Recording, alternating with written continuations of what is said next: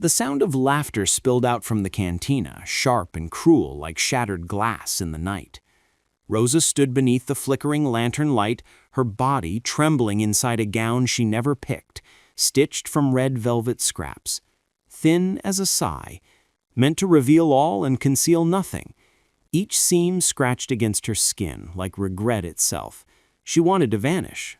But Isabella Ruiz, the owner with eyes like chilled tequila, clamped her shoulder and hissed, "Smile, chica, cozy bed awaits.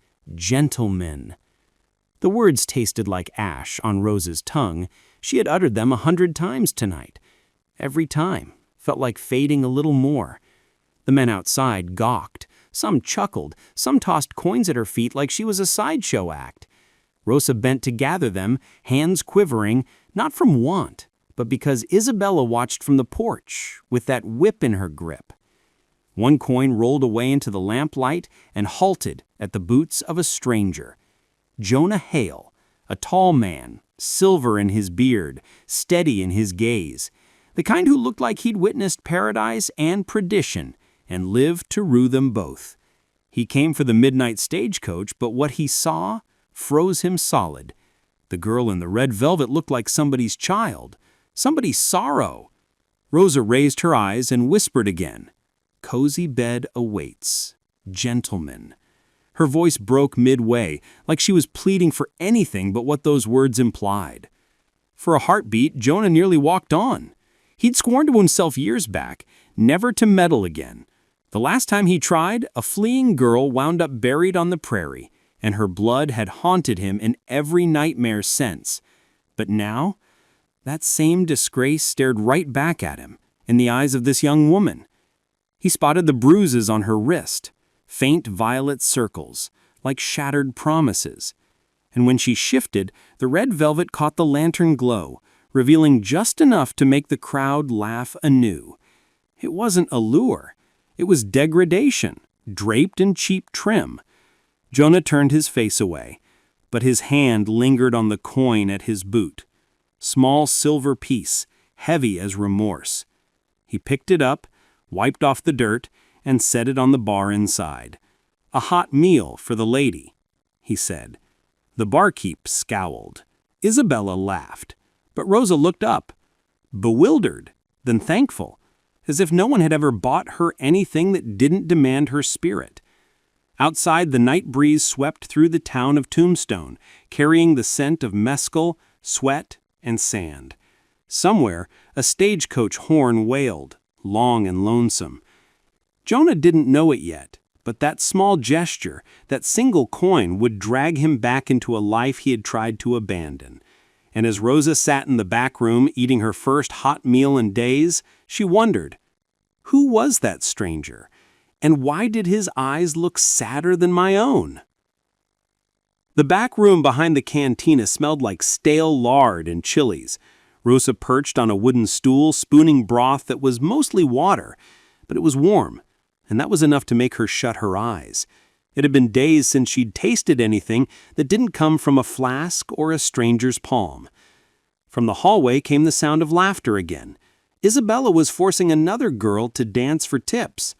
Rosa wished she could tune it out, but the noise burrowed under her skin. Then, the door creaked, and Jonah Hale stepped inside. He didn't eye her the way men usually did. His gaze went straight to the mark on her wrist, then to the bowl in her hands. He nodded once, quiet, respectful. "Eat slow. Folks hurry too much round here." Rosa froze, unsure if she should thank him or cower. Nobody had ever told her to take her time. Jonah reached into his vest, drew out a pair of faded denim gloves, and placed them on the table. "For that mark," he said. "They're small, but better than the chill." She glanced down at the gloves, then up at him. "Are you buying something again?" Jonah smiled, a weary kind of smile. "No, ma'am, I'm buying you an option." He leaned in closer, his voice dropping low. "The stage south leaves at 11:40, heads all the way to Santa Fe, New Mexico. I can get you on it, but it's your decision."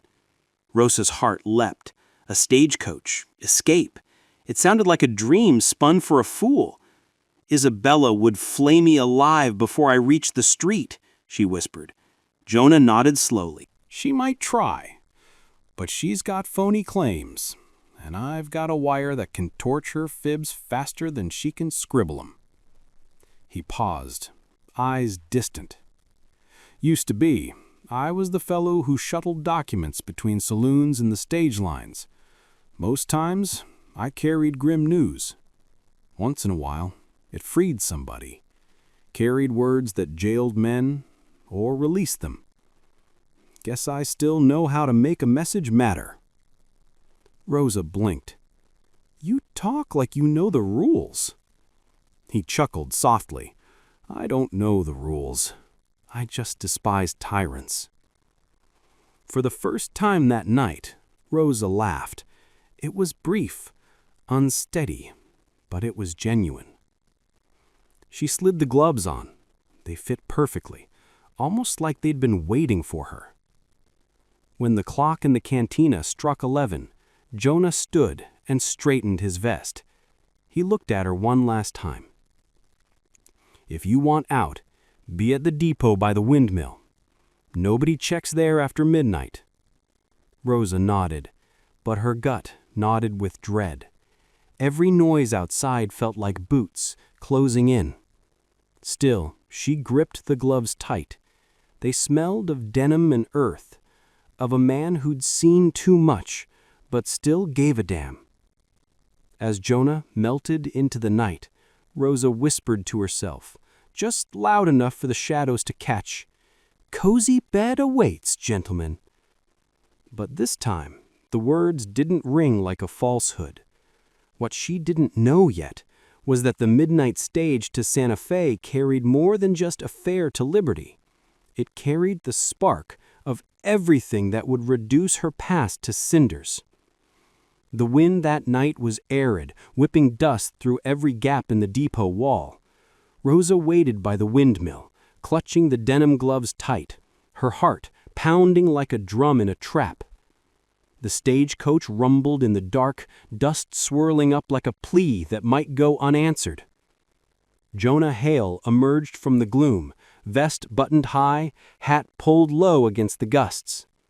"Right on time," he said. Rosa nodded. Her lips were ashen, but her eyes held that fierce spark only the hopeless can muster. They moved fast, darting between barrels as the horn blared, but before Rosa could climb aboard the coach, a rough hand jerked her back. Buck Harlan, huge, vicious, the kind of man who grinned when others wept. "Well, look here, the red bird trying to flee." He brandished a wrinkled paper, debts signed, sealed, and owned by Miss Ruiz herself. Rosa's stomach went ice cold. Isabella must have dispatched him once she spotted the empty spot. Jonah didn't flinch. He pulled a folded wire from his vest and handed it over. "That paper's bogus. I got the genuine article. Word from Tucson says, 'No soul can be bound to labor by debt.'" His voice was steady, but his jaw locked like iron. Buck Harlan sneered. "You think some pretty words on a line spook me, old-timer?" Jonah stared him down. "No, but a witness might." Right then, old Zeke, the depot keeper, stepped out with a lantern. "I seen that girl whipped black and blue by Miss Ruiz herself. You touch her again, Harlan, and I'll testify to the marshal." For a moment, the world froze. The horn wailed again, the stage ready to roll. Buck Harlan reached for his revolver. Jonah moved first, not quick, just precise. He smashed Harlan's wrist against the hitching post. The gun clattered away. The lantern swung wild, scattering light across their faces. Rosa seized Jonah's arm, tugging him toward the coach steps. They leaped aboard as the wheels groaned and spun. Harlan bellowed, something lost in the dust. The town lights dimmed behind them, shrinking, until Tombstone was just a recollection. Rosa leaned against the wooden side of the coach, breathing hard. Jonah brushed sand from his face, half grinning. "Told you tyrants hate documents." Rosa laughed. The sound, half sobs, half release. Outside, the planes rolled by under the moon. For the first time, Rosa wasn't fleeing. She was departing. But far down the trail, a figure on horseback trailed the cloud of dust. Buck Harlan wasn't finished yet. So, what happens when the code of men clashes with the fury of one who's lost it all? Before we learn, take a breath, pour yourself a cup of coffee, settle in, and hear the rest of this Wild West yarn. And if you enjoy tales like this, go ahead and hit that subscribe button. Then tell me, what time is it where you are, and from where are you tuning in? The stagecoach lurched through the night, its wheels shrieking over the ruts that scarred the plains. Inside the rear compartment, Rosa sat beside Jonah, the thump of her heartbeat louder than the coach itself. Every jolt on the path felt like a riddle, without a reply. Jonah reviewed the wire papers again, the ones endorsed by the marshal from Tucson. "This will stand," he said. "Once we hit Santa Fe, we're clear." Rosa tried to trust him, but her fingers twisted the gloves until the stitches hurt. "Men like Buck Harlan don't quit for paper," she whispered. Outside, thunder grumbled across the sky, but it wasn't thunder. It was hooves, swift, pounding, gaining ground. Jonah peered through the slit in the canvas flap. His eyes narrowed. "He's on horseback. That idiot's chasing a stage." The coach slowed for the ascent up Devil's Ridge, the toughest incline on the route. Dust billowed, wheels scraped, and the wind moaned through the arroyos like spirits. Buck Harlan materialized from the dark, riding parallel to the baggage car, his face flashed by moonlight. Rain shifted to fog, dense and gray. The stage crawled nearly to a halt on the sharp rise. The storm intensified. The driver eased off to prevent skidding. Buck Harlan seized the moment, vaulting from his mount onto the rear step with a bellow. The coach bucked, axles groaning under the strain, his boots sliding on the slick wood. He fired once. The bullet splintered the frame, inches from Rosa's head. She cried out, dropping low. Jonah pulled her close, then snatched a loose rope dangling near the brake. "Stay down," he said, his voice even, calm, but his hands flew. He climbed out the side flap, boots scraping leather. Rain whipped his vest as he edged along the roof of the car. Buck Harlan laughed. "Reloading! You think you can escape me, old man?" Rosa spotted the shadow inching nearer through the torn canvas. Her eyes flicked to a box of tools by her feet. She snatched a hammer and flung it out the opening, smashing the lantern on the side rail. The sudden flare blinded Harlan for a second, just long enough for Jonah to act. He seized the tie-down, but his grip slipped, metal slicing his palm, blood mingling with rain. Gnashing his teeth, he kicked the latch free, sending the trunk tumbling off the slick roof and slamming into Harlan's horse below. The beast bucked, hurling Harlan into the muck. His revolver soared into the night. The horse galloped into the brush, leaving him behind, howling in fury. Rosa leaned out the flap, rain streaming down her face. "Is he gone?" she called. Jonah climbed back in, drenched and trembling, but smiling. "He'll survive, just won't ride for a spell." The stage crested the ridge, the thunder receding behind them. The air grew milder, the storm dissolving into quiet. For the first time, Rosa breathed freely. Jonah passed her the papers again. "Once we get that marshal's mark in Santa Fe, You're unbound." Rosa looked at him, her eyes gentle. "What about you?" she asked. He gazed out into the night, silent for a long spell. "Me? I figure I'll sort that once I quit dodging phantoms." The stage horn moaned again, long and low, but far back in the shadowed gulches of Devil's Ridge. A new gleam twinkled in the dark. Someone was still trailing the path. For a second, Jonah thought it was Harlan, but the rider's poncho caught the moon's glint. Blue and silver, not black. A lawman's poncho. Someone from his history. Who was it this time? And what mystery were they hauling in the downpour? The stage rolled into Santa Fe, New Mexico, just as the sun crested the crimson mesas. The air was still damp from the night's tempest, but the town gleamed golden in the fresh light. Rosa stepped down from the coach, the ground solid beneath her boots.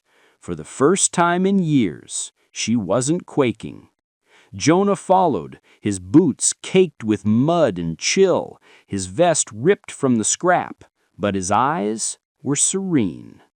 Together they walked toward the marshal's office at the end of the lane, where the banner hung limp in the morning breeze. Inside, the justice studied the wire. Frowning, he summoned the clerk to pull Isabella's files from Tombstone. A few anxious minutes ticked by before he exhaled and grabbed the seal. "That claim is null. You owe nobody a thing." Rosa stood mute. No fanfare, no whoops, just silence. The kind that seeps deep until you grasp freedom has its own hush. Later, in a modest adobe near the Pecos River, Jonah mended the leaks in the roof while Rosa stirred a pot of pozole. The aroma of corn and herbs wafted through the warm air. The red velvet gown hung by the window, scrubbed clean, sunlight filtering through it like a gentle echo. Jonah sat by the hearth, massaging his arm where the shot had nicked him. Rosa approached, softly bound a cloth. "You never did say why you helped me," she said. He looked at her for a long while. "Because once I didn't, and I vowed I'd never repeat that error." He paused, voice low. "There was a girl once, 15, maybe 16, tried to bolt from a camp near Amarillo. I told myself it wasn't my battle. Found her 2 days later, in the wash. Been evading that wash ever since." Rose's eyes softened. "Then maybe it's time you stopped evading." She smiled, then poured him coffee before he could protest. Rosa smiled, quiet and certain. She reached for the velvet gown, folded it, and tucked it in a trunk. "Guess that book's shut," she said. Outside, the river murmured. The land stretched vast, endless, inviting. Jonah poured 2 mugs of coffee. They sat in silence, watching the sun dip behind the canyon. No vows, no big revelations, just tranquility. Rosa leaned her head back, whispering softly, "Cozy bed awaits, gentlemen." And this time, those words meant shelter. They meant home. Sometimes life hands us second shots, wrapped in grit and grief. Sometimes the folks we rescue end up rescuing us, too. So let me ask you, have you ever crossed paths with someone who appeared in your bleakest moment and altered it all? Or have you ever been that someone for another? Maybe that's the subtle kind of care this world still craves, the kind that doesn't yell, the kind that mends. If this tale moved you, take a moment to like the video and subscribe to the channel. It helps us keep these Western stories breathing. Now, pour yourself a hot drink, ease back, and tell me, what time is it where you are? And where are you listening from tonight? Because somewhere out there, another story just like this one is waiting to be told.